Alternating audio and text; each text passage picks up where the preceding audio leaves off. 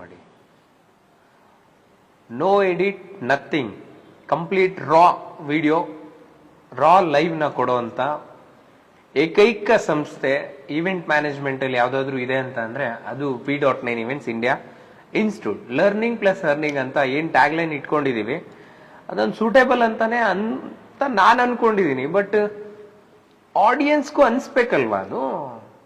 V.9 events ಅಂದ್ರೆ ಏನು, ಮತ್ತೆ ಲರ್ನಿಂಗ್ ಪ್ಲಸ್ ಅರ್ನಿಂಗ್ ಅಂದ್ರೆ ಏನು, ಏನ್ ಹೇಳ್ತಾ ಇದೆ, ಏನ್ ಮಾಡಕ್ ಹೊರಟಿದೆ ಅನ್ನೋದಕ್ಕೆ ನಾನು ಹೇಳಿದ್ರೆ ಓಕೆ, ಬಟ್ ಅದನ್ನ ಕನ್ಸ್ಯೂಮ್ ಮಾಡ್ತಾ ಇರೋರು ಕೂಡ ಹೇಳ್ಬೇಕಲ್ವಾ. ಅದೇ ತರ 6th ಬ್ಯಾಚ್ ಸ್ಟೂಡೆಂಟ್ ಕಂಪ್ಲೀಟ್ ಆಗಿ ಇಂಟರ್ನ್ಶಿಪ್ ಕಂಪ್ಲೀಟ್ ಆಗಿ ಅದಾದ್ಮೇಲೆ ಅವ್ರ ಪೇಷನ್ಸ್ ನ ನಾವು ಅಬ್ಸರ್ವ್ ಮಾಡಿ ಅವ್ರು ಮಾಡೋಂಥ ವರ್ಕ್ ಡೆಡಿಕೇಶನ್ ಮತ್ತೆ ಏನಾದ್ರೂ ಒಂದು ವರ್ಕ್ ಕೊಟ್ರೆ ಆ ಕಮಿಟ್ಮೆಂಟ್ ನ ಕ್ಲಿಯರ್ ಮಾಡಿಕೊಂಡು ತುಂಬಾ ಹಾರ್ಡ್ ವರ್ಕ್ ಸ್ಮಾರ್ಟ್ ವರ್ಕ್ ಮಾಡ್ತಾ ಇರ್ತಕ್ಕಂಥ ಸ್ಟೂಡೆಂಟ್ ಜೊತೆ ನಾನು ಲೈವ್ ಬಂದಿದ್ದೀನಿ. ಬೇರೆ ಯಾರು ಅಲ್ಲ, ನಮ್ಮ ದಿವ್ಯಾ ಮೇಡಮ್. ಒಂದು ದಿವ್ಯಾ ಮೇಡಮ್ಗೆ ಈ ಒಂದು ಲೈವ್ಗೆ ವೆಲ್ಕಮ್ ಮಾಡ್ತಾ ಇದ್ದೀವಿ. ದಿವ್ಯಾ ಮೇಡಮ್ ಬಗ್ಗೆ ಹೇಳೋದಾದ್ರೆ ಲಾಸ್ಟ್ ಸೀಸನ್ ಅಂದ್ರೆ 6th ಸೀಸನ್ ಅಲ್ಲಿ ಸ್ಟೂಡೆಂಟ್ ಆಗಿದ್ರು. ಇವತ್ತು ಅವ್ರಿಗೆ ಲೈವ್ ಅಲ್ಲಿ ಜಾಬ್ ಪ್ಲೇಸ್ಮೆಂಟ್ ಮಾಡ್ತಾ ಇದೀವಿ. ಯಾಕೆ ಜಾಬ್ ಪ್ಲೇಸ್ಮೆಂಟ್ ಮಾಡ್ತಾ ಇದೀವಿ, ಇಲ್ಲೇ ಯಾಕೆ ಜಾಬ್ ಪ್ಲೇಸ್ಮೆಂಟ್ ಮಾಡ್ತಿದೀವಿ, ಮತ್ತೆ ಎಷ್ಟು ಟೈಮು ನಮ್ ಜೊತೆ ವರ್ಕ್ ಮಾಡ್ತಾರೆ, ಅದಾದ್ಮೇಲೆ ಎಷ್ಟು ಟೈಮು ಆದ್ಮೇಲೆ ಅವ್ರು ಓನ್ ಆಗಿ ಏನ್ ಮಾಡಕ್ ಹೋಗ್ತಾ ಇದಾರೆ, ಅದೆಲ್ಲ ಕೂಡ ಈ ಒಂದು ಲೈವ್ ಅಲ್ಲಿ ಗೊತ್ತಾಗುತ್ತೆ. ದಿವ್ಯಾ ಮೇಡಮ್ ಯಾಕೆ ಈವೆಂಟ್ ಮ್ಯಾನೇಜ್ಮೆಂಟ್ ನ ಚೂಸ್ ಮಾಡ್ಕೊಂಡ್ರಿ? ಸರ್, ನನ್ಗಿದ್ದು ಏನೇ ಮಾಡ್ತೀನಿ ಅಂದ್ರೂ ಅದು ಚಿಕ್ಕ ವಯಸ್ಸಿಂದ ಒಂದು ಮೈಂಡ್ ಸೆಟ್ ಬಂದಿದೆ. ಓನಾಗಿ ಮಾಡಬೇಕು, ಏನೇ ಇದ್ರು ನನ್ನ ಕಾಲ ಮೇಲೆ ನಾನು ಇಂಡಿಪೆಂಡೆಂಟ್ ಆಗಿ ನಿಂತ್ಕೋಬೇಕು ಅನ್ನೋದಿತ್ತು. ಬಟ್ ನನಗೆ ಜಾಸ್ತಿ ಈ ತರ ಡೆಕೋರೇಷನ್ ಮಾಡಿಸೋದು ಮತ್ತೆ ಈ ತರ ಮಾಡೋದು ಅಂದ್ರೆ ನಂಗೆ ತುಂಬಾ ಇಷ್ಟ. ಚಿಕ್ಕ ವಯಸ್ಸಿಂದ ಕ್ರಾಫ್ಟ್ ವರ್ಕ್ ಈ ತರ ಎಲ್ಲ ತುಂಬಾ ಅದರಲ್ಲಿ ಇನ್ವಾಲ್ವ್ ಆಗಿ ಮಾಡ್ತಾ ಇರ್ತೆ. So okay fine, event management ನನಗೆ ಸೂಟ್ ಆಗುತ್ತೆ, ನಾನು ಆ ಫೀಲ್ಡಿಗೆ ಫಿಟ್ ಆಗ್ತೀನಿ ಅನ್ನೋದನ್ನೆಲ್ಲ ನಾನು ಇಷ್ಟು ದಿವಸ ಏನು ಅಬ್ಸರ್ವ್ ಮಾಡ್ಕೊಂಬಂದು ಆಮೇಲಿಂದ ಈಗ ಈ ಫೀಲ್ಡಿಗೆ ಬಂದಿದ್ದು ಸರ್. S, very nice. ಎಲ್ಲ ಸ್ಟೂಡೆಂಟ್ಗೆ ನಾವು ನಿಂತು ಮಾತಾಡಿಲ್ಲ, ಎಲ್ಲಾನು ಕೂತ್ಕೊಂಡು ಸಿಟ್ಟಿಂಗ್ ಮಾಡಿದ್ವಿ. ಇವತ್ತು ದಿವ್ಯಾ ಮೇಡಮ್ ಜೊತೆ ಒಂದು ವಾಕ್ ಥ್ರೂ ಮಾತಾಡೋಣ ಬನ್ನಿ. ಸೊ ಯಾಕೆ ಅಂತ ಅಂದ್ರೆ ಎಷ್ಟೊಂದು ವರ್ಕ್ಗಳು ಮಾಡಿದ್ದಾರೆ ಇವಾಗ. ಲಾಸ್ಟ್ ಈ ಬ್ಯಾಚ್ 7th ಬ್ಯಾಚ್ ಸ್ಟೂಡೆಂಟ್ಸ್ಗಳು ಕೂಡ ವರ್ಕ್ ಮಾಡಿದ್ದಾರೆ. ಇಲ್ಲಿ ನೋಡ್ಬೋದು, ನೋಡಿ ಕ್ಲೀನೇ ಮಾಡಿಲ್ಲ ನಾವು, ಎಷ್ಟು ವರ್ಕ್ ಮಾಡಿದ್ದಾರೆ ನೋಡಿ. ಕಸ ಎಲ್ಲ ಎಷ್ಟಿದೆ ನೋಡಿ, ಸಿಕ್ಕಾಪುಟ್ಟೆ ಕಸ ಇದೆ. ಓಕೆ, ಇಲ್ಲಿ ಬನ್ನಿ ಮೇಡಮ್, ನೀವು ನಮ್ಗೆ ಈ ಬ್ಯಾಕ್ ಡ್ರಾಪ್ ತಗೊಳ್ಳಿ. ಇಲ್ಲಿ ಬನ್ನಿ ಮೇಡಮ್, ಹತ್ರ ಬನ್ನಿ. ಓಕೆ, V.9 ಇವೆಂಟ್ಸ್ ನ ಯಾಕೆ ಚೂಸ್ ಮಾಡ್ಕೊಂಡ್ರಿ ಈವೆಂಟ್ ಮ್ಯಾನೇಜ್ಮೆಂಟ್ ಮಾಡಬೇಕು ಅಂತ? ತುಂಬಾ ಇನ್ಸ್ಟಿಟ್ಯೂಟ್ಗಳಿದೆ ಬ್ಯಾಂಗ್ಳೂರಲ್ಲಿ. ಸೊ ನಮ್ಮ ಇನ್ಸ್ಟಿಟ್ಯೂಟ್ನೇ ಯಾಕೆ ಚೂಸ್ ಮಾಡ್ಕೊಂಡ್ರಿ?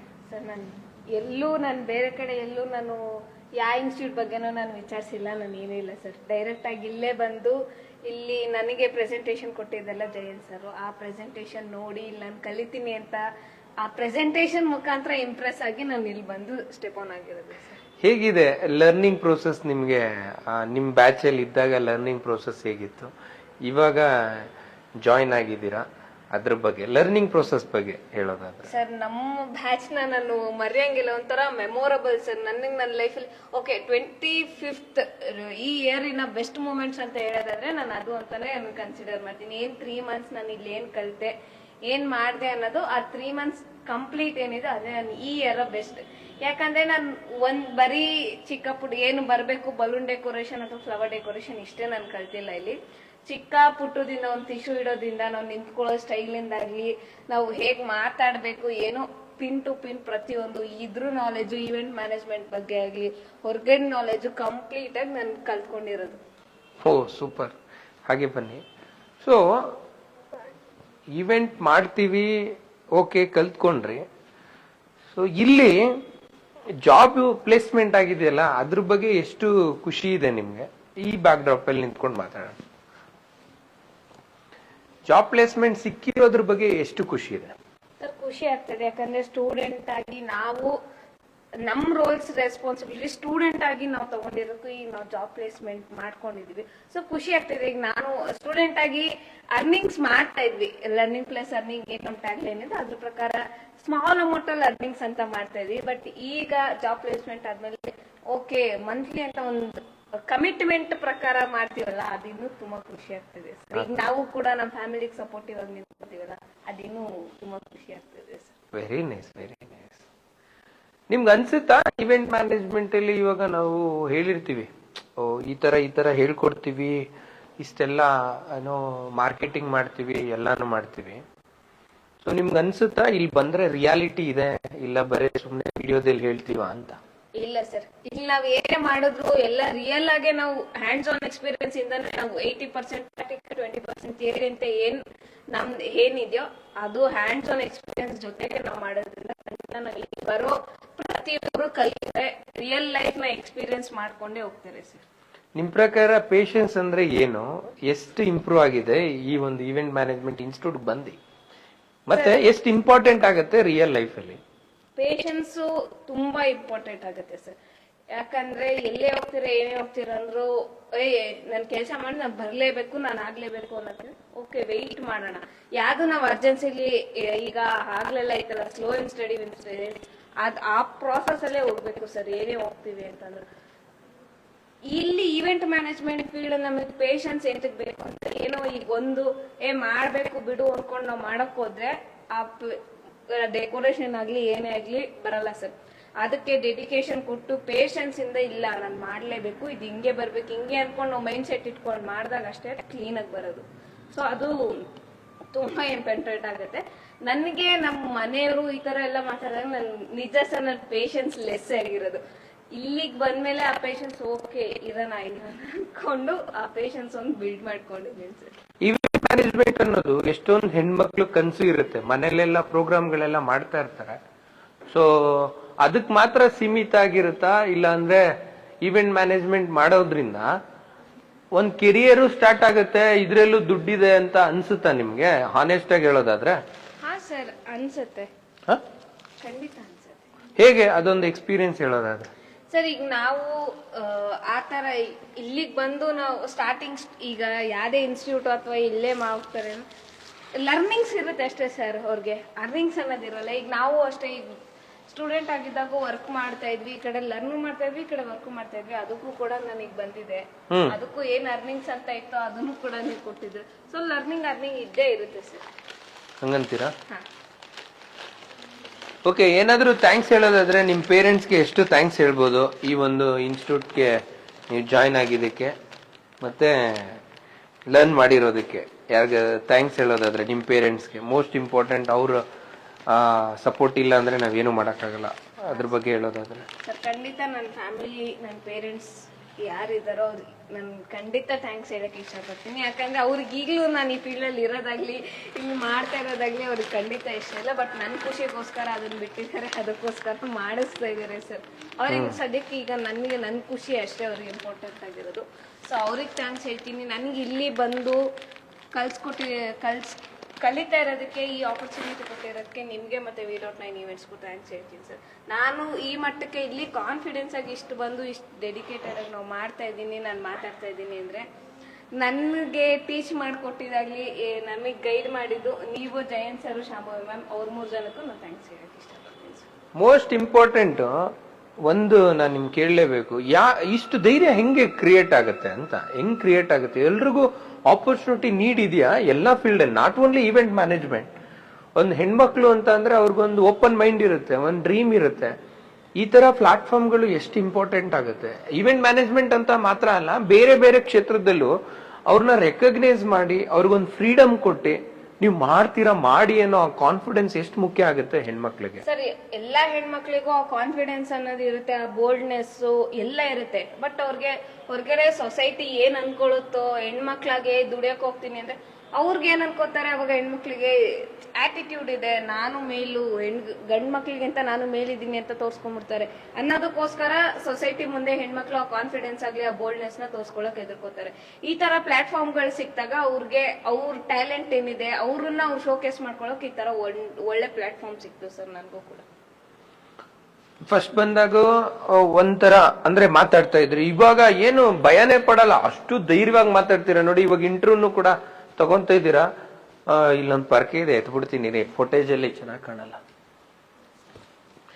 ನಾವೆಲ್ಲ ಕಸ ಎಲ್ಲ ಗುಡ್ಸೋದೆಲ್ಲ ಹೇಳಿ ಸ್ಟೂಡೆಂಟ್ ಏನೆಲ್ಲ ಮಾಡ್ತಾರೆ ಗೊತ್ತಾ, ಫುಲ್ ಸೂಪರ್ ಆಗಿ ಮಾಡ್ತಾರೆ ಕೆಲಸ. ಓಕೆ, ಸೊ ಇಲ್ಲಿ ಈ ಬ್ಯಾಚ್ಗೆ ಇವಾಗ ನೆಕ್ಸ್ಟ್ ಬ್ಯಾಚ್ 8th ಬ್ಯಾಚ್ ಬರೋರ್ಗೆ ಏನಾದ್ರೂ ನಿಮ್ ಕಡೆಯಿಂದ ಒಂದು ಸಜೆಷನ್ ಕೊಡೋದಾದ್ರೆ ಏನ್ ಕೊಡ್ಬೋದು ಮೇಡಮ್? ಸರ್ ಸಜೆಷನ್ ಅಂದ್ರೆ ಈ ಫೀಲ್ಡಿಗೆ ಬರ್ತೀರಾ ಅಂದ್ರೆ ಒಂದು ಭಯ ಬಿಡಿ, ಕಾನ್ಫಿಡೆಂಟ್ ಆಗಿ ಬನ್ನಿ, ಏನೇ ಇದ್ರು ಪ್ಯಾಷನೇಟ್ ಇಟ್ಕೊಳ್ಳಿ ಅಷ್ಟೇ. ಈ ಫೀಲ್ಡ್ ಅಲ್ಲಿ ಪ್ಯಾಷನೇಟ್ ಆಗಿದ್ರೆ ಮಾತ್ರ ನೀವ್ ಏನಾದ್ರೂ ಒಂದು ಅಚೀವ್ ಮಾಡ್ಕೊಳಕ್ಕಾಗೋದು. ಸೊ ಪೇಷನ್ಸ್ ಆಗಿರಿ ನಿಮ್ ಲೈಫಲ್ಲಿ. ನಮ್ದೇ ಈಗ ನೆಕ್ಸ್ಟ್ ಜಾನ್ವರಿಯಿಂದ ಹೊಸ ಬ್ಯಾಚ್ ಸ್ಟಾರ್ಟ್ ಆಗ್ತಾ ಇದೆ. ಸೊ ಲಿಮಿಟೆಡ್ ಸೀಟ್ಸ್ ಅಷ್ಟೇ ನಾವು ತಗೊಳ್ಳೋದು, ಜಸ್ಟ್ 10 ಸೀಟ್ಸ್ ಅಷ್ಟೇ ನಮ್ಮ ಹತ್ರ ಅವೈಲೇಬಲ್ ಇರೋದು. ಅದರಲ್ಲೂ ಆಲ್ಮೋಸ್ಟ್ 5 to 6 ಸೀಟ್ಸ್ ಬುಕ್ ಆಗೋಗಿದೆ ಆಲ್ರೆಡಿ. ಸೊ ಆದಷ್ಟು ಬೇಗ ಬಂದು ಅಡ್ಮಿಷನ್ ಆಗಿ. ಯಾಕೆ ಮೇಡಮ್ V.9 ಇವೆಂಟ್ಸ್ ನೇ ಚೂಸ್ ಮಾಡ್ಬೇಕು? ಸರ್ ಬೇರೆ ಇನ್ಸ್ಟಿಟ್ಯೂಟ್ ಬಗ್ಗೆ ನನಗೆ ಗೊತ್ತಿಲ್ಲ. ನಮ್ಮ ಇನ್ಸ್ಟಿಟ್ಯೂಟ್ ಅಲ್ಲಿ ನಾವ್ ಹೇಳ್ಕೊಡೋದು 80% ಪ್ರಾಕ್ಟಿಕಲ್, 20% ಅಷ್ಟೇ ನಾವು ಥಿಯರಿ ಮಾಡ್ಸೋದು. ಏನೇ ಇದ್ರು ಎಲ್ಲ ಹ್ಯಾಂಡ್ಸ್ ಆನ್ ಎಕ್ಸ್ಪೀರಿಯನ್ಸ್ ಕೊಟ್ಟು ನಾವು ಮಾಡ್ತೀವಿ. ಅವರು ಅಷ್ಟೇ ಡೆಡಿಕೇಟೆಡ್ ಆಗಿ ಕೊಟ್ಟಷ್ಟು ಅವ್ರು ಇಂಪ್ರೂವ್ಮೆಂಟ್ ಆಗ್ತಾ ಹೋಗ್ತಾರೆ.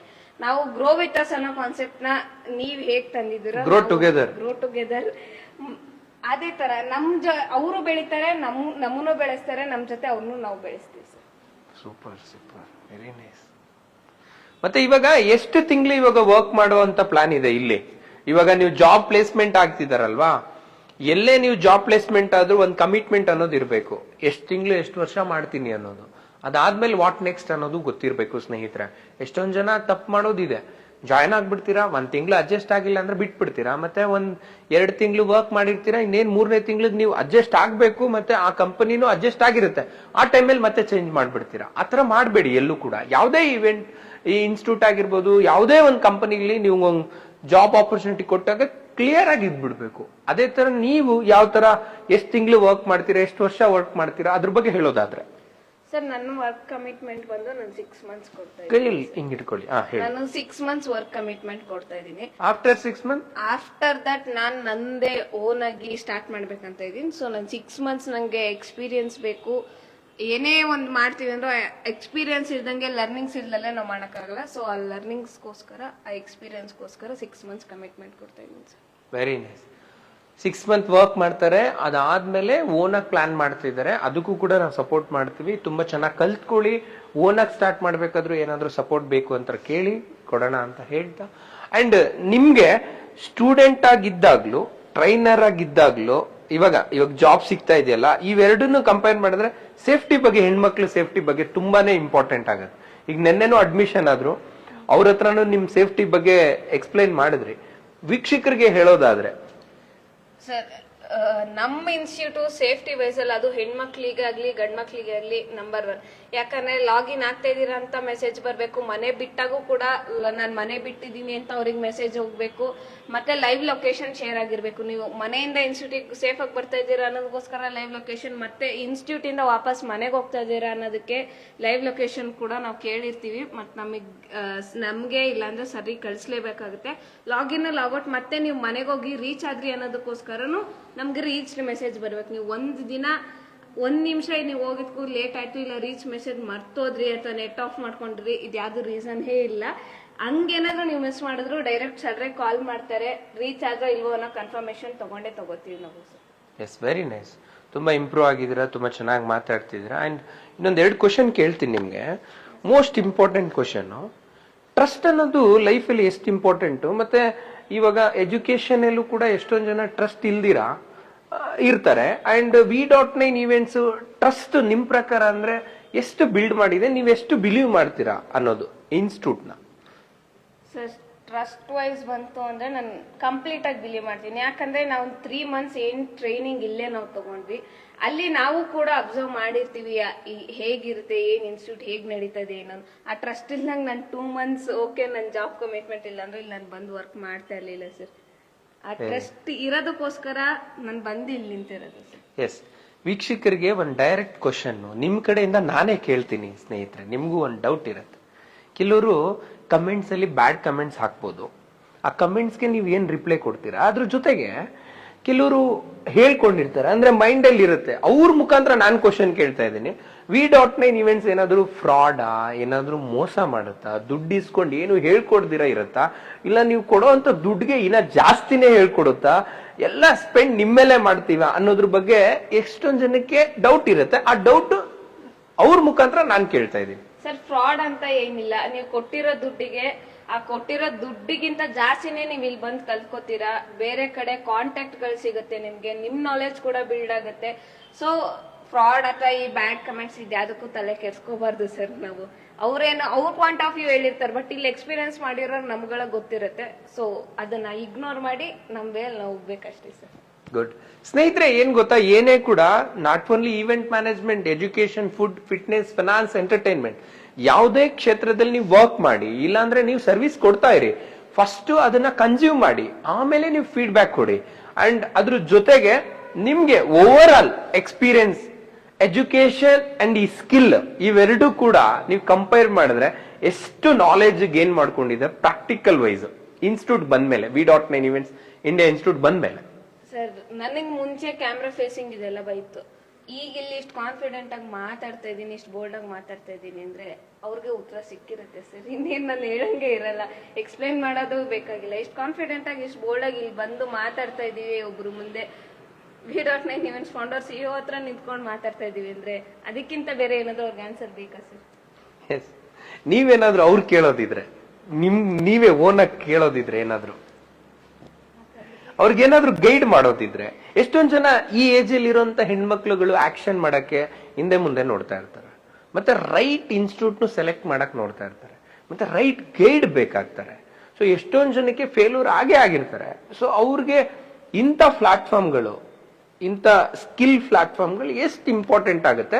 ಮತ್ತೆ ನಿಮ್ ಏಜ್ ಅಲ್ಲಿ ಇರೋರಿಗೆ ಒಂದ್ ಮೆಸೇಜ್ ಕೊಡೋದಾದ್ರೆ ಸರ್, ನಮ್ಮ ಏಜ್ ಅಲ್ಲಿ ಅಂತ ಅಲ್ಲ, ಯಾರೇ ಗರ್ಲ್ಸ್ ಆಗಿರ್ಲಿ ಬಾಯ್ಸ್ ಆಗಿರ್ಲಿ, ಯಾರ ಮೇಲೂ ಡಿಪೆಂಡ್ ಆಗ್ಬೇಡಿ. ಇಂಡಿಪೆಂಡೆಂಟ್ ಆಗಿ ನಿಂತ್ಕೊಳ್ಳಿ, ನಿಮ್ ಕಾಲ್ ಮೇಲೆ ನೀವು ನಿಂತ್ಕೊಂಡು ನಿಮಗೆ ಇರೋದು ಒಂದೇ ಲೈಫ್, ಏನ್ ಬೇಕೋ ಅದನ್ನ ಇದೇ ಲೈಫಲ್ಲಿ ಅಚೀವ್ ಮಾಡ್ಕೊಳ್ಳಿ ಅಷ್ಟೇ. ಬಟ್ ಕೆಟ್ಟ ದಾರಿ ಇರಬೇಡಿ. ಏನೇ ಮಾಡ್ತೀರಂದ್ರೂ ಒಂದು ಒಳ್ಳೆ ದಾರಿಯಲ್ಲಿ ಪೇಷನ್ಸ್ ಆಗಿ ಸ್ಲೋ ಆಗಿ ಹೋಗಿ, slow and steady wins the race ತರ ನಿಮ್ ಲೈಫ್ ನ ಲೀಡ್ ಮಾಡಿ ಅಷ್ಟೇ. ನಾನು ಅಪ್ರಿಶಿಯೇಟ್ ಮಾಡ್ತೀನಿ. ಯಾಕೆ ನೀವು ಮೆನ್ಷನ್ ಮಾಡಿ ಹೇಳ್ತಿದ್ದೀರಾ, ವೇ ಆಫ್ ಟಾಕಿಂಗ್ ಆಗ್ಲಿ, ಪೇಷನ್ಸ್ ಆಗ್ಲಿ?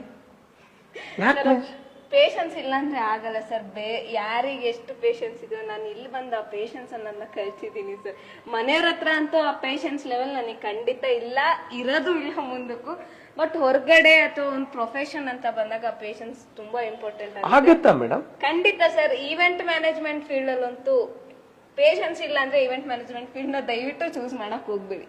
ಯಾಕಂದ್ರೆ ಕ್ಲೈಂಟ್ ಎಷ್ಟೇ ಕೋಪದಲ್ಲಿ ಇರ್ಬೋದು, ನಿಮ್ಮನ್ನ ಎಷ್ಟೇ ಟ್ರಿಗರ್ ಮಾಡಿದ್ರು, ನೀವು ಈವೆಂಟ್ ಆರ್ಗನೈಸರ್ ಆಗಿ ಈವೆಂಟ್ ಮ್ಯಾನೇಜ್ಮೆಂಟ್ ಫೀಲ್ಡ್ ಅಲ್ಲಿ ಅವ್ರ ಕ್ಲೈಂಟ್ ರಿಕ್ವೈರ್ಮೆಂಟ್ ಏನಿದೆಯೋ ಅದಷ್ಟೇ ನೀವು ನೋಡ್ಬೇಕು. ನಿಮ್ಗೆ ಎಷ್ಟೇ ಸಿಟ್ಟು, ಏನೇ ಕೋಪ ಇದ್ರು ಅವ್ರ ಮೇಲೆ ನೀವು ಏನೂ ತೋರ್ಸಾಗಿಲ್ಲ, ಏನೂ ತೋರ್ಸ್ಕೊಳಕ್ಕೂ ಆಗೋದಿಲ್ಲ. ನಿಮ್ಗೇನು ಆ ಕ್ಲೈಂಟ್ ಖುಷಿ, ಅವ್ರ ಸ್ಯಾಟಿಸ್ಫ್ಯಾಕ್ಷನ್ ಅಷ್ಟೇ. ಕ್ಲೈಂಟಿಗೇನು ಆ ಈವೆಂಟ್ ಸಕ್ಸಸ್ಫುಲ್ ಆಗಿ ಬರ್ಬೇಕು.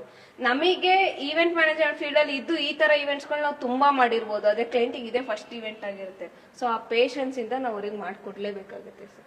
ಈ ವೆಂಡರ್ ಮ್ಯಾನೇಜ್ಮೆಂಟ್ ಆಗಿರ್ಲಿ, ಒಂದು ರೆಂಟ್ ನ ಒಂದು ಪ್ರಾಪ್ಸ್ ನ ರೆಂಟ್ ತಗೊಳ್ಳೋದಾಗಿರ್ಲಿ, ಇದೆಲ್ಲ ನಾಲೆಜ್ ನಿಮ್ಗೆ ಏನಾಗಿದೆ? ಒಂದು ಟ್ರಾನ್ಸ್ಪೋರ್ಟೇಷನ್ ಆಗ್ಲಿ, ಒಂದು ಪ್ರೊಡಕ್ಷನ್ ನ ಹೆಂಗ್ ಮೇಂಟೈನ್ ಮಾಡ್ಬೇಕು, ಹೆಂಗ್ ಕ್ಲೀನ್ ಆಗಿ ಇಟ್ಕೋಬೇಕು. ಇವಾಗ ಕ್ಲೀನ್ ಆಗಿಲ್ಲ, ಯಾಕೆಂದ್ರೆ ಕೆಲಸ ಮಾಡಿದ್ದಾರೆ, ಸೊ ನಾಳೆನೂ ವರ್ಕ್ ಇದೆ, ಫ್ಲವರ್ ವರ್ಕ್.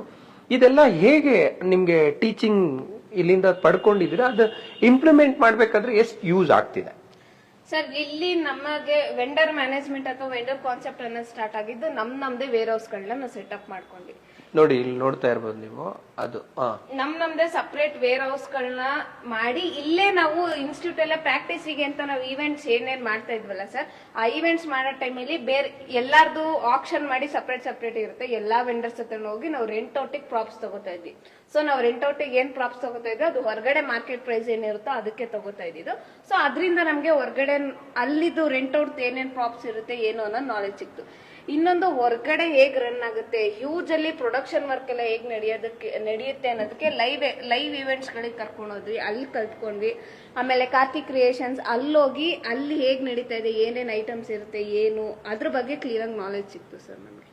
ಹಾಸ್ಪಿಟಾಲಿಟಿ ಎಷ್ಟು ಇಂಪಾರ್ಟೆಂಟ್ ಆಗುತ್ತೆ ಈವೆಂಟ್ ಮ್ಯಾನೇಜ್ಮೆಂಟ್ ಅಲ್ಲಿ. ಅಂಡ್ ನಾವಲ್ಲಿ ನಮ್ ಬಾಡಿ ಲ್ಯಾಂಗ್ವೇಜ್ ಆಗ್ಲಿ, ನಮ್ ವೇ ಆಫ್ ಟಾಕಿಂಗ್ ಆಗ್ಲಿ, ಆ ಟೈಮ್ ಮ್ಯಾನೇಜ್ಮೆಂಟ್, ಆ ಪ್ರೆಸೆಂಟೇಶನ್ ಎಷ್ಟು ಇಂಪಾರ್ಟೆಂಟ್ ಆಗುತ್ತೆ before and present and after.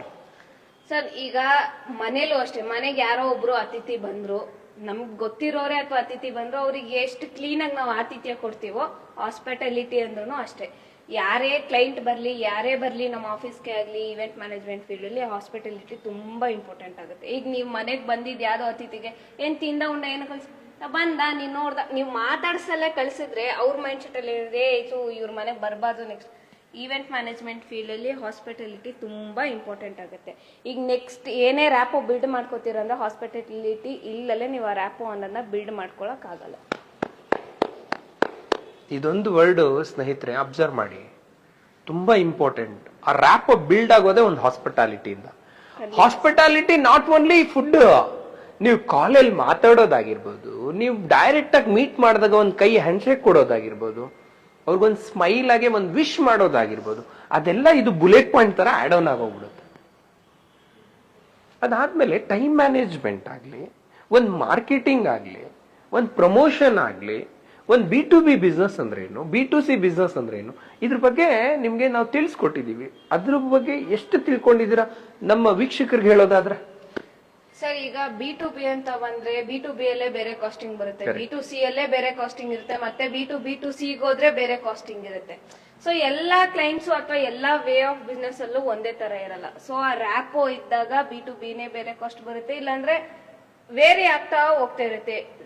So ಅದ್ರ ಬಗ್ಗೆ ನಮ್ಗೆ ನಾವೇ ಲೈವ್ ಆಗಿ ಎಕ್ಸ್ಪೀರಿಯನ್ಸ್ ಮಾಡಿದೀವಿ. ಇವೆಂಟ್ಸ್ ಗಳು ಮಾಡಿದಾಗ B2B ಅಲ್ಲೂ ಇವೆಂಟ್ ಮಾಡಿದೀವಿ, B2C ಅಲ್ಲೂ ಇವೆಂಟ್ ಮಾಡಿದೀವಿ. ಸೊ ಅದರಿಂದ ನಾಲೆಜ್ ಚೆನ್ನಾಗಿ ಸಿಕ್ಕಿದೆ ಸರ್, ಲೈವ್ ಇವೆಂಟ್ಸ್ ಗಳಿಗೆ ಹೋಗಿ ಎಕ್ಸ್ಪೀರಿಯನ್ಸ್ ಮಾಡಿರೋದು. ಇಷ್ಟು ಅರ್ಥಪೂರ್ಣವಾಗಿ ಎಕ್ಸ್ಪ್ಲೇನ್ ಮಾಡ್ತಾ ಇದ್ದೀರಾ. I am so happy and ನನ್ಗೊಂದು ಪ್ರೌಡ್ ಫೀಲ್ ಆಗ್ತಿದೆ. ಯಾಕೆಂದ್ರೆ ನೋಡಿ, ಲೈವ್ ಅಲ್ಲಿ ನಾನು ಕೇಳುವಂತ ಕ್ವಶನ್ಗೆ ಆನ್ಸರ್ ಮಾಡ್ತಿದ್ದಾರೆ, ಕನೆಕ್ಟ್ ಆಗ್ತಿದೆ ಅಂತ ಅಂದ್ರೆ ಸೂಪರ್ ಅಲ್ವಾ? ಇದೇ ಅಲ್ವಾ ಇಂಪ್ರೂವ್ಮೆಂಟ್ ಆಗಿರೋದು ಬಿಫೋರ್ ಅಂಡ್ ಆಫ್ಟರ್ ತರ. ಅಂಡ್ ನಿಮ್ಗೆ ಇವಾಗ ಲೈವ್ ಹೋಗ್ಬೇಕಾದ್ರೂ ನಾವೇನ್ ಮಾತಾಡಿದ್ವಿ, ದೀಪಾ ಮ್ಯಾಮ್ ಅಲ್ಲಿ ಲೈವ್ ಮಾಡ್ತಿದ್ದಾರೆ, ನಾವೇನ್ ಮಾತಾಡಿದ್ವಿ, ಏನಾದ್ರೂ ಪ್ರಿಪರೇಷನ್ ಮಾಡಿದ್ವಾ? ಮತ್ತೆ ನಿಮ್ಗೆ ಅನ್ಸುತ್ತಾ ಇದು 0% ಹೈಡ್ 100% ಟ್ರಾನ್ಸ್ಪರೆಂಟ್ ಅಂತ ನಾವೆಲ್ಲಾ ಕಡೆ ಟ್ಯಾಗ್ ಲೈನ್ ಆಗ್ತಾ ಇರ್ತೀವಿ. ಅದ್ರ ಬಗ್ಗೆ ಹೇಳೋದಾದ್ರೆ ಅದು ಟ್ರೂನಾ, ನಿಜಾನಾ? ಸರ್ ಎಡಿಟೆಡ್ ವರ್ಷನ್ ಬಂದಿದ್ರೆ ಅವರು ಅದನ್ನ ಸುಳ್ಳು ಅನ್ಬೋದಿತ್ತು. ಲೈವ್ ರಾನೇ ಹೋಗ್ತಾ ಇದೆಯಲ್ಲ ಸರ್, ಹಿನ್ನೆಲ್ಲಿಂದ 100% ಟ್ರಾನ್ಸ್ಪರೆನ್ಸಿ ಅನ್ನೋದಕ್ಕೋಸ್ಕರ ಹೇಳಿದೆ ಸರ್ ಲೈವ್ ಹೋಗ್ತಾ ಇರೋದು. ಎಡಿಟೆಡ್ ವರ್ಷನ್ ಬರ್ಬೋದು, ಬಟ್ ಲೈವ್ ಅಲ್ಲಿ ಏನಿದೆ ಅದನ್ನೇ ಬಿಟ್ಟು ಅದನ್ನ ಪೂರ್ತಿ ನೋಡಕ್ ಆಗ್ತದೆ ಅವ್ರಿಗೆ. ಮೇನ್ ಪಾಯಿಂಟ್ಸ್ ನ ಈ ನ್ಯೂಸ್ ಪೇಪರ್ ಅಲ್ಲಿ ಹೈಲೈಟ್ಸ್ ಕೊಟ್ಟಿರ್ತಲ್ಲ, ಆ ಎಡಿಟೆಡ್ ವರ್ಷನ್ ಬರೀ ಹೈಲೈಟ್ಸ್ ಅಷ್ಟೇ sir. Very nice, very nice. ನಮ್ಮ ಇನ್ಸ್ಟಿಟ್ಯೂಟ್ ಅಲ್ಲಿ ನಿಮ್ ಬ್ಯಾಚ್ ಆಗ್ಲಿ ಯಾವುದೇ ಬ್ಯಾಚ್ ಆಗ್ಲಿ ಗ್ರೂಪ್ ಮಾಡಿಲ್ಲ, ಎಲ್ಲರಿಗೂ ಇಂಡಿವಿಜುವಲ್ ಅಟೆನ್ಷನ್. ಇವಾಗ ನೀವಂದ್ರೆ ನಿಮ್ ಪೇರೆಂಟ್ಸ್ ನ ಗ್ರೂಪ್ ಅಲ್ಲಿ ಆಡ್ ಮಾಡಿ ನಾವ್ ಇರ್ತೀವಿ, ಅಲ್ಲಿ ಅಪ್ಡೇಟ್ಸ್ ತಗೊಂತಾ ಇರ್ತೀವಿ. ಎಷ್ಟು ಇಂಪಾರ್ಟೆಂಟ್ ಆಗುತ್ತೆ ಪರ್ಸನಲ್ ಅಟೆನ್ಷನ್ ಕೊಟ್ಟು ಇಲ್ಲಿ ಗ್ರೂಪ್ ಮಾಡ್ದಿರಾ, ಒಬ್ಬರನ್ನೊಬ್ರು ಫ್ರೆಂಡ್ಶಿಪ್ ಮಾಡ್ದಿರಾ, ಒಬ್ರನ್ನೊಬ್ರು ಮಾತಾಡ್ಸ್ತೀರಾ ಪ್ರಾಪರ್ ಆಗಿ, ಅವ್ರ ನಂಬರು ನಿಮ್ ನಂಬರು ಎಕ್ಸ್ಚೇಂಜ್ ಆಗ್ತೀರಾ. ಇಂಥ ಇನ್ಸ್ಟಿಟ್ಯೂಟ್ ಎಲ್ಲಾದ್ರೂ ನೀವು ಎಕ್ಸ್ಪೀರಿಯನ್ಸ್ ಮಾಡಿದ್ರೆ ಇಲ್ಲ ಎಲ್ಲಾದ್ರೂ ಕೇಳಿದ್ರ? ಬಟ್ ಇಲ್ಲಿ ಎಕ್ಸ್ಪೀರಿಯನ್ಸ್ ಆದ್ಮೇಲೆ ಏನ್ ಅನಿಸ್ತಾ ಇದೆ ಪ್ರಾಕ್ಟಿಕಲ್ ಆಗಿ? ನಾನು ಎಲ್ಲೂ ಕೇಳು ಇಲ್ಲ, ಎಲ್ಲೂ ನೋಡಿಲ್ಲ, ಇಲ್ಲೇ ಎಕ್ಸ್ಪೀರಿಯನ್ಸ್ ಮಾಡಿದ್ದು.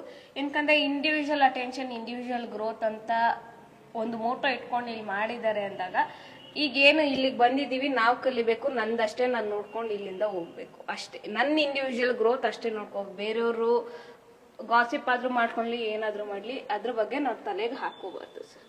ಯಾಕಂದ್ರೆ ಈಗ ಇಲ್ಲಿರ್ಬೋದು ಸರ್, ಹೊರ್ಗಡೆ ಹೋದ್ಮೇಲೆ ಅವ್ರು ನೀನ್ ಯಾರೋ ನಾನ್ ಯಾರೋ ಅನ್ನೋ ತರನೇ ಇರ್ತಾರೆ ಸರ್. ಇಲ್ಲೇನೋ ಮಾತಾಡ್ತೀವಿ ಇರ್ತೀವಿ, ಹೊರ್ಗಡೆ ಹೋದಾಗ ಆ ಬಾಂಡಿಂಗ್ ಅದೇ ಇರಲ್ಲ ಸರ್. ಒಬ್ಬೊಬ್ರು ಸ್ಟ್ರಗಲ್ ಸ್ಟೋರಿನೇ ಬೇರೆ, ಒಬ್ಬೊಬ್ರು ಡ್ರೀಮೇ ಬೇರೆ ಇರುತ್ತೆ, ಒಬ್ಬೊಬ್ರು ಆಕ್ಷನ್ ಪ್ಲಾನೇ ಬೇರೆ ಇರುತ್ತೆ. ಸೊ ಹಾಗಾಗಿ ನಾವು ಆ ಮೈಂಡ್ ಸೆಟ್ ಇಟ್ಕೊಂಡು ಈ ಒಂದು ಕೋರ್ಸ್ ನ, ಈ ಒಂದು ಇನ್ಸ್ಟಿಟ್ಯೂಟ್ ನ ರನ್ ಮಾಡ್ತಾ ಇದೀವಿ. ನಿಮ್ ಬ್ಯಾಚ್ ಆಗಿರ್ಬೋದು, ಈ ಬ್ಯಾಚ್ ಆಗಿರ್ಬೋದು, 100-200 ಕಾಲ್ ಎಂಕ್ವೈರೀಸ್ ಎಲ್ಲ ಬರುತ್ತೆ. ನಿಮ್ಗೂ ಕೂಡ ನಾವು ನಂಬರ್ ಶೇರ್ಗಳು ಮಾಡಿದೀವಿ. ನಾವು ಯಾರನ್ನೂ ಫಾಲೋ ಪೇ ಮಾಡಲ್ಲ, ನಂಬರೇ ಸೇವ್ ಮಾಡಲ್ಲ. ನೀವು ಎಷ್ಟೊಂದ್ಸಲಿ ಹೇಳಿದ್ರೆ ಸರ್ ಎಷ್ಟೊಂದು ಕಾಲ್ಗಳು ಬರ್ತಾ ಇದೆ, ಇವಾಗ್ಲೂ ನೋಡೋದಾದ್ರೂ ಅದ್ರ ಬಗ್ಗೆ ಹೇಳೋದಾದ್ರೆ ಎಷ್ಟು ಇಂಪಾರ್ಟೆನ್ಸ್ ಕೊಡ್ತಾ ಇದೀವಿ ಕ್ವಾಲಿಟಿ ಬಗ್ಗೆ, ಅದು ಕನ್ನಡ ಮಾರ್ಕೆಟ್ಗೆ. ಸರ್ ಇಲ್ಲಿ ಬರೋರು ನಾವು ಎಷ್ಟೇ 100 ಆಗ್ಲಿ 200 ಎನ್ಕ್ವೈರಿ ಬಂದ್ರು ನಾವು ಅದರಲ್ಲಿ ಫಿಲ್ಟರ್ ಮಾಡಿ ತಗೊಳ್ಳೋದೆ 8 ಇಂದ 10 ಮೆಂಬರ್ಸ್ ಅಷ್ಟೇ. ಈ ಫೀಲ್ಡ್ ಅಲ್ಲಿ ಯಾರು ತುಂಬಾ ಇಂಟ್ರೆಸ್ಟೆಡ್ ಇದಾರೆ, ಫೋಕಸ್ಡ್ ಆಗಿದ್ದಾರೆ, ಇದು ಅವ್ರು ಮಾತಾಡೋ ವೇ ಅಥವಾ ನಮ್ಮ ಹತ್ರ ಕಮ್ಯುನಿಕೇಟ್ ಮಾಡೋ ರೀತಿ ಇದೆಲ್ಲ ನೋಡಿ ಫಿಲ್ಟರ್ ಮಾಡಿ, ಅದು ಅವ್ರಿಗೆ ಗೊತ್ತಿರಲ್ಲ ಅದು ಇಂಟರ್ವ್ಯೂ ಆಗ್ತಾ ಇರುತ್ತೆ ಅಂತ, ಬಟ್ ನಮಗೆ ಗೊತ್ತಿರುತ್ತೆ ಸರ್ ಇಂಟರ್ವ್ಯೂ ತಗೋತಾ ಇದಾರೆ ಅವರಿಗೆ ಅಂತ. ಇಂಟರ್ವ್ಯೂ ತಗೊಂಡು ಫಿಲ್ಟರ್ ಮಾಡಿ ನಾವು ತಗೊಳ್ಳೋದು ಸರ್, ಇಲ್ಲಿಗೆ ತಗೋತೀವಿ ಅಂದ್ರು. ಯಾಕಂದ್ರೆ ಏನೋ ಕಲಿಬೇಕು, ನಾನು ಮಾಡ್ಬೇಕು, ನಾನು ಬರ್ತಾ ಇದೀನಿ, ಕಲಿತಾ ಇದೀನಿ, ಹೋಯ್ತೀನಿ ಅನ್ನೋ ತರ ಇವೆಂಟ್ ಮ್ಯಾನೇಜ್ಮೆಂಟ್ ಫೀಲ್ಡ್ ಅಲ್ವೇ ಅಲ್ಲ. ಪ್ಯಾಷನೇಟ್ ಆಗಿ ಇಟ್ಕೊಂಡು, ಆಸ್ ಐ ಸೆಡ್, ಪ್ಯಾಷನ್ ಇರಬೇಕು ಈ ಫೀಲ್ಡ್ ಅಲ್ಲಿ ಬರೋರಿಗೆ. ಒಂದೇ ಒಂದು ಆಡ್ ಆನ್ ಮಾಡ್ತೀನಿ ಈ ಒಂದು ಲೈವ್ ಅಲ್ಲಿ. ಕೆಲವರು ಇನ್ಫ್ಲುಯೆನ್ಸ್ ಮಾಡಿ, ಸರ್ ನಮ್ಮ ಅತ್ತೆ ಮಗ, ಸೊ ನಮ್ಗೆ ಗೊತ್ತಿರೋರು ಸ್ವಲ್ಪ ತುಂಬಾ ಡಲ್ ಇದಾರೆ, ಅವ್ರನ್ನ ಜಾಯಿನ್ ಮಾಡಿ ಅಂತ ಇನ್ಫ್ಲುಯೆನ್ಸ್ ಮಾಡ್ತಿದ್ದಾರೆ ಈ 8th ಬ್ಯಾಚ್ಗೆ. ಸೊ ಅವ್ರಿಗೆ ನಿಮ್ ಕಡೆ ಒಂದು ಕಿವಿ ಮಾತು ನಿಮ್ ಕಡೆಯಿಂದಾನೇ ಬರ್ಲಿ. ನಾನೊಂದು ಕಿವಿ ಮಾತು ಏನ್ ಹೇಳ್ತೀನಿ ಅಂದ್ರೆ, ಇನ್ಫ್ಲುಯೆನ್ಸ್ ವರ್ಕ್ ಆಗುತ್ತೆ, ಬಟ್ ಆ ವ್ಯಕ್ತಿಗೆ ಇಂಟ್ರೆಸ್ಟ್ ಇದ್ದಾಗ ಮಾತ್ರ. ಮತ್ತೆ ನಾವು 1 to 1 ಅಲ್ಲಿ ಮಾತಾಡ್ಬೇಕು. ಇಲ್ಲಿ 3 ಮೈಂಡ್ ಇರುತ್ತೆ. ಜಾಯಿನ್ ಆಗಕ್ಕೆ ಮುಂಚೆನೆ ಒಂದು ಮೈಂಡು, ಜಾಯಿನ್ ಆಗಿ ರನ್ ಆಗ್ತಾ ಇರ್ಬೇಕಾದ್ರೆ ಒಂದು ಮೈಂಡು, ಜಾಯಿನ್ ಆಗಿ ರನ್ ಆಗಿ ಕಂಪ್ಲೀಟ್ ಆದ್ಮೇಲೆ ಇನ್ನೊಂದು ಮೈಂಡ್ ಬರುತ್ತೆ. 3 ಮೈಂಡ್ ಕನೆಕ್ಟ್ ಆಗುತ್ತೆ. ಸೊ ಆ ಇನ್ಫ್ಲುಯೆನ್ಸ್ ಮಾಡೋರ್ಗೆ ಏನ್ ಹೇಳ್ಬೋದು ನೀವು ಅಂತ? ಇನ್ಫ್ಲೂಯೆನ್ಸ್ ಬೇರೆ ಕಡೆ ನಡಿಬಹುದು, ಎಲ್ಲಾದ್ರೂ ನಡಿಬಹುದು. ಈ ಫೀಲ್ಡ್ ಅಲ್ಲಿ ಇನ್ಫ್ಲೂಯೆನ್ಸ್ ನಡೆಯಲ್ಲ ಅಂತಲ್ಲ, ಬಟ್ ಆ ಬರೋ ವ್ಯಕ್ತಿಗೆ ಆ ಇಂಟ್ರೆಸ್ಟ್ ಇದ್ರೆ ಮಾತ್ರ ಆ ಇನ್ಫ್ಲೂಯೆನ್ಸ್ ವರ್ಕ್ ಆಗುತ್ತೆ. ಫೋರ್ಸ್ಫುಲ್ಲಿ ನೀವ್ ಏನೋ ಒಂದು ಈ ಚಿಕ್ಕ ಮಕ್ಳಿಗೆ ನಿಂತಿನ ಊಟ ಮಾಡಲ್ಲ ಅಂದು ತುರ್ಕಿ ತಿನ್ಸ್ದಂಗಂತೂ ಇವೆಂಟ್ ಮ್ಯಾನೇಜ್ಮೆಂಟ್ ಫೀಲ್ಡ್ ಅಲ್ಲಿ ಆಗಲ್ಲ. ಇನ್ಫ್ಲೂಯೆನ್ಸ್ ವರ್ಕ್ಔಟ್ ಆಗಲ್ಲ. ಆತರ ಅವ್ರಿಗೆ ಇಂಟ್ರೆಸ್ಟ್ ಇರ್ಬೇಕು, ಅವ್ರ ಪ್ಯಾಷನೇಟ್ ಆಗಿ ಇರ್ಬೇಕು. ಇಲ್ಲ ಅಂದ್ರೆ ಬರ್ತಾರೆ ಸುಮ್ನೆ ಮಗಿ ಸ್ಕೂಲಲ್ಲಿ ಹೇಳ್ಕೊಟ್ಟಂಗಂತೂ ಇಲ್ಲಿ ಯಾರು ಹೇಳ್ಕೊಡಲ್ಲ. ಏನೇ ಇದ್ರು ಎಲ್ಲ ಪ್ರಾಕ್ಟಿಕಲ್ ಎಕ್ಸ್ಪೀರಿಯನ್ಸ್ ಆಗೋದ್ರಿಂದ ಅವ್ರು ಇದ್ರೊಳಗೆ ಇನ್ವಾಲ್ವ್ ಆಗ್ಬೇಕು. ಫೋರ್ಸ್ಫುಲಿ ಇನ್ವಾಲ್ವ್ ಆದ್ರೆ ಅವ್ರ ಏನೂ ಕಲಿಯಲ್ಲ. ಸೊ ಅವ್ರಿಗೆ ಇಂಟ್ರೆಸ್ಟ್ ಇದೆಯೋ ಇಲ್ವೋ ಅದನ್ನ ಫಸ್ಟ್ ತಿಳ್ಕೊಂಡು ಆಮೇಲಿಂದ ಇನ್ಫ್ಲೂಯೆನ್ಸ್ ಮಾಡಕ್ ಟ್ರೈ ಮಾಡಿ. ಇಲ್ಲಾಂದ್ರೆ ದಯವಿಟ್ಟು ಇನ್ಫ್ಲೂಯೆನ್ಸ್ ವರ್ಕ್ ಆಗಲ್ಲ, ಟ್ರೈ ಮಾಡಬೇಡಿ. ಕರೆಕ್ಟ್. ಎಸ್, ಇಷ್ಟ ಹೇಳ್ತಾ ಇವತ್ತಿನ ಲೈವ್ ಇದಾಗಿತ್ತು. ಮತ್ತೆ ಇನ್ನೊಂದು ಲೈವ್ ಬರ್ತೀವಿ. ಅದಕ್ಕಿಂತ ಮುಂಚೆ all the very best ma'am. ನೀವು ತುಂಬಾ ಚೆನ್ನಾಗಿ ಕಲ್ತ್ಕೊಳ್ಳಿ. ಯಾಕೆ ಮೇಡಮ್ ಇದು 2 ಕೈ ಮೈಕು ಇದೆ, 2 ಕೈ ಯಾಕೆ ಕೊಟ್ರಿ ಅದೊಂದು ಹೇಳಿ. ಸರ್, ಏನೇ ಹ್ಯಾಂಡ್ ಶೇಕ್ ಕೊಡ್ತೀವಿ ಅಂದ್ರೂ ಅದು ಕನೆಕ್ಟ್ ಆಗ್ಬೇಕು, ಅದಕ್ಕೋಸ್ಕರ 2 ಕೈಯಲ್ಲೂ ಕೊಡೋದು sir. All the best. And ನೀವು ಇನ್ನ ಚೆನ್ನಾಗಿ ಗ್ರೋ ಆಗಿ ತುಂಬಾ ದುಡ್ಡು ಮಾಡಿ, ಅಂಡ್ ನೀವು ಕೂಡ ಒಂದು ಇಂಡಿಪೆಂಡೆಂಟ್ ಆಗಿರಿ, ಪೇರೆಂಟ್ಸ್ನು ಚೆನ್ನಾಗಿ ನೋಡ್ಕೊಳ್ಳಿ, ಅಂಡ್ ನಿಮ್ ಲೈಫ್ ನ ನೀವು ಕ್ರಿಯೇಟ್ ಮಾಡ್ಕೊಳ್ಳಿ. ಬಿ ಪೇಷನ್ಸ್, ಆರಾಮಾಗಿ 1 by 1 ವರ್ಕ್ ಮಾಡ್ತಾ ಹೋಗಿ ಅಂತ ನಾನು ಹೇಳ್ತೀನಿ ಈ ಲೈವ್ ಅಲ್ಲಿ. ಅಂಡ್ ನೆಕ್ಸ್ಟ್ ಕೂಡ ನಿಮ್ ಮಾತನ್ನ ನೋಡಿ ಕೆಲವರು ಅಟ್ಲೀಸ್ಟ್ ಅವ್ರು ತುಂಬಾ ಗ್ರೋ ಆಗ್ಲಿಲ್ಲ ಅಂದ್ರು ಆ ಟೈಮ್ಗಾದ್ರೂ ಅವ್ರಿಗೆ ಒಂದು ಕನೆಕ್ಟ್ ಆಗ್ಬೇಕು. ಎಸ್, ದಿವ್ಯಾ ಮೇಡಮ್ ಹೇಳಿದ್ದು ನನ್ ಕನೆಕ್ಟ್ ಆಯ್ತು ಅಂತ. ನನಗೂ ಯಾರೋ ಹೇಳಿದ್ದು ಕನೆಕ್ಟ್ ಆಗಿದ್ಕೆ ನಾನು ಇಲ್ಲಿ ಬಂದೆ. ಸೊ ಅದನ್ನ ನಾನು ಕಲ್ತ್ಕೊಂಡು ನಿಮ್ಗೆ ಹೇಳ್ತಾ ಇದ್ದೀನಿ. ಇವಾಗ ನಿಮ್ಮನ್ನ ನೋಡಿ, ನಿಮ್ ಮಾತುಗಳನ್ನ ನೋಡಿ ಇನ್ನೊಬ್ರು ಯಾರೋ ಮೋಟಿವೇಟ್ ಆಗ್ಬೋದು, ಇನ್ಸ್ಪೈರ್ ಆಗ್ಬೋದು ಅಂತಾನೆ ಹೇಳ್ಬೋದು. ನಿಮ್ಮ ಲೈಫ್ ತುಂಬಾ ಗ್ರೋ ಆಗ್ಲಿ ಅಂತ ಹೇಳ್ತಾ all the very best. Grow together. ಒಳ್ಳೇದಾಗ್ಲಿ ನಿಮ್ಗೆ, ತುಂಬಾ ಚೆನ್ನಾಗಿ ಬೆಳೀರಿ ಮೇಡಮ್. ಅಂಡ್ ಎಲ್ರಿಗೂ ಒಳ್ಳೇದಾಗ್ಲಿ ಸ್ನೇಹಿತರೆ. ನಮ್ಮ ಉದ್ದೇಶ ಒಂದೇ, ಎಲ್ರು ಗ್ರೋ ಆಗ್ಬೇಕು, ದುಡ್ಡು ಮಾಡ್ಬೇಕು. 1 by 1 ಗ್ರೋ ಆಗಿ, ರೆಸ್ಪೆಕ್ಟ್ ಎವ್ರಿ ಒನ್. ನಮ್ ಸೀನಿಯರ್ ಈವೆಂಟ್ ಆರ್ಗನೈಸರ್ಸ್ಗೆ ರೆಸ್ಪೆಕ್ಟ್ ಮಾಡಿ, ನಮ್ ವೆನ್ಯೂ ಓನರ್ಸ್ ಗಳಿಗೆ ರೆಸ್ಪೆಕ್ಟ್ ಮಾಡಿ, ಒಳ್ಳೆ ಸರ್ವಿಸ್ ಕೊಡಿ, ಕ್ವಾಲಿಟಿ ಕೊಡಿ, ನಾಟ್ ಕ್ವಾಂಟಿಟಿ. ಸೊ ನಾವು ಕ್ವಾಲಿಟಿ ಎಜುಕೇಶನ್, ಅದು ಕೂಡ ಸ್ಕಿಲ್ ಅಲ್ಲಿ ಕನ್ನಡಿಗರಿಗಾಗಿ, ಕನ್ನಡಿಗರಿಗೋಸ್ಕರ, ಕನ್ನಡಕ್ಕಾಗಿ ಕೊಡ್ತಾ ಇದೀವಿ. ಏನಾದ್ರೂ ಮಿಸ್ಟೇಕ್ ನಾವು ಮಾಡ್ತಾ ಇದ್ರು ಕೂಡ, ನಾವು ಈ ಲೈವ್ ಅಲ್ಲಿ ಏನಾದ್ರೂ ಮಿಸ್ಟೇಕ್ ಮಾಡಿದ್ರೆ ನೀವು ನಮ್ಗೆ ಮೆಸೇಜ್ ಮಾಡಿ, ನಮ್ ನಂಬರ್ ಡಿಸ್ಪ್ಲೇ ಆಗ್ತಾ ಇರುತ್ತೆ, ಕಾಲ್ ಮಾಡಿ, ಮಾತಾಡಿ. ಏನಾದ್ರೂ ಡೌಟ್ಗಳಿದ್ರೆ ಕ್ಲಾರಿಫಿಕೇಶನ್ ತಗೊಳ್ಳಿ ಅಂತ ಹೇಳ್ತಾ ಎಲ್ರಿಗೂ ಒಳ್ಳೇದಾಗ್ಲಿ. ನಮಸ್ಕಾರ. Grow together.